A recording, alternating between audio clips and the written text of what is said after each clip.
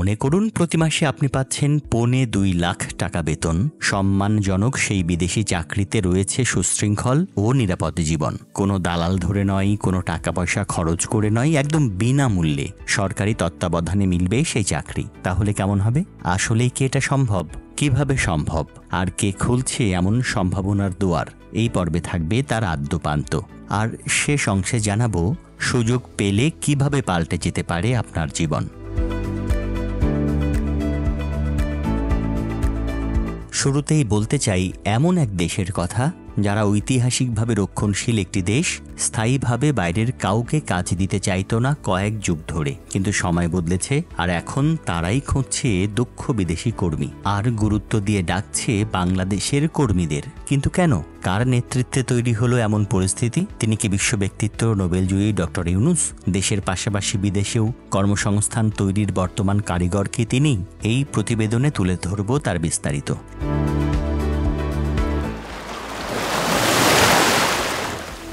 শুরুতেই জাপান সম্পর্কে কিছু তথ্য জানিয়ে রাখি, কারণ চলতি মাসের 28 মে জাপান সফরে যাচ্ছেন অন্তর্বর্তী সরকারের প্রধান উপদেষ্টা ডক্টর মোহাম্মদ ইউনূস।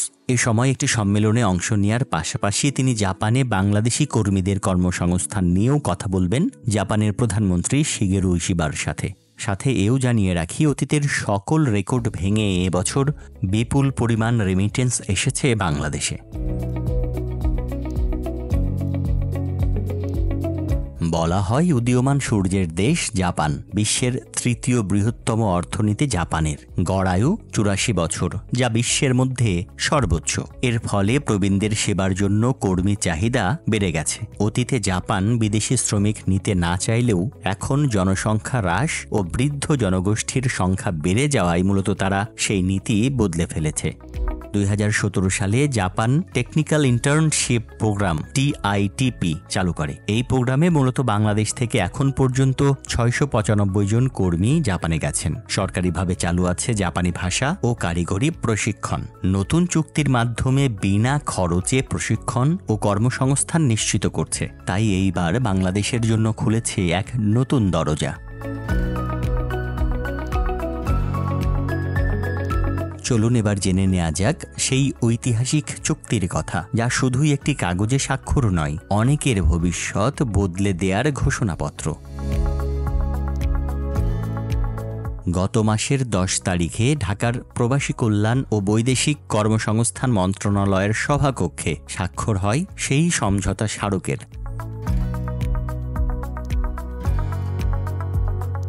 জাপানের বেসরকারি প্রতিষ্ঠান ওনোডেরা ইউজার রান ইনকর্পোরেশন এই চুক্তিতে অংশ নেয়। চুক্তিতে বলা হয় জাপানি ভাষা ও কারিগরি প্রশিক্ষণ একদম বিনামূল্যে পাবেন বাংলাদেশি কর্মীরা। প্রশিক্ষণ শেষে একেবারে বিনা খরচে জাপানে যাওয়ার সুযোগ তো থাকবেই। কর্মীর ভিসা, ওয়ার্ক পারমিট, প্লেনের টিকিট একদম বিনামূল্যে।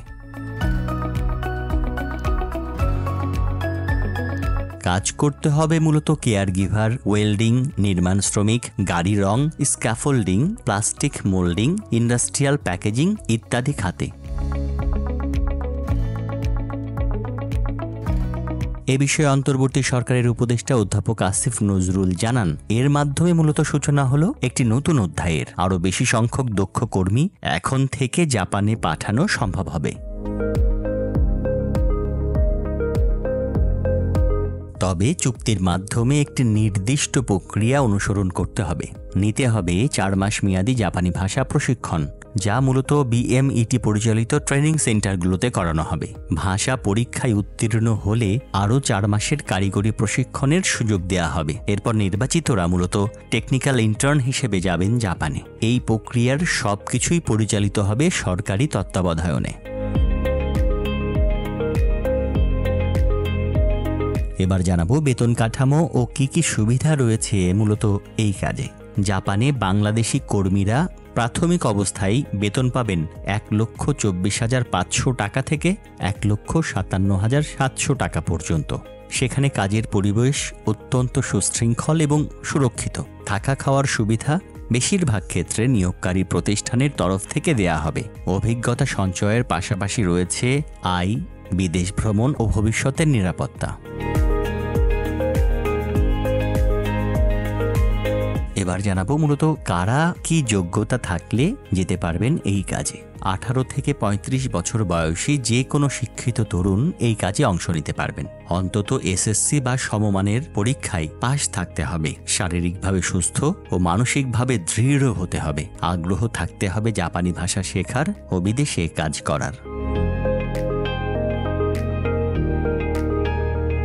কাজ শেষে যারা দেশে ফিরে আসতে চান তাদের জন্য আসলে বাংলাদেশে কি ধরনের কাজের সুযোগ রয়েছে সে বিষয়টিও কিন্তু তুলে ধরা হয়েছে। বলা হয়েছে যারা জাপানে অভিজ্ঞতা নিয়ে ফিরবেন তারা দেশের নিজেদের উদ্যোগে কর্মসংস্থানে অবদান রাখতে পারবেন।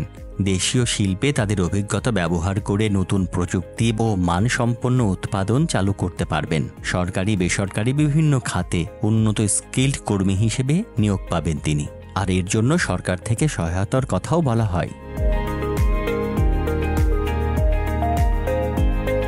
আচ্ছা, এই সুযোগ কেন বিশেষ?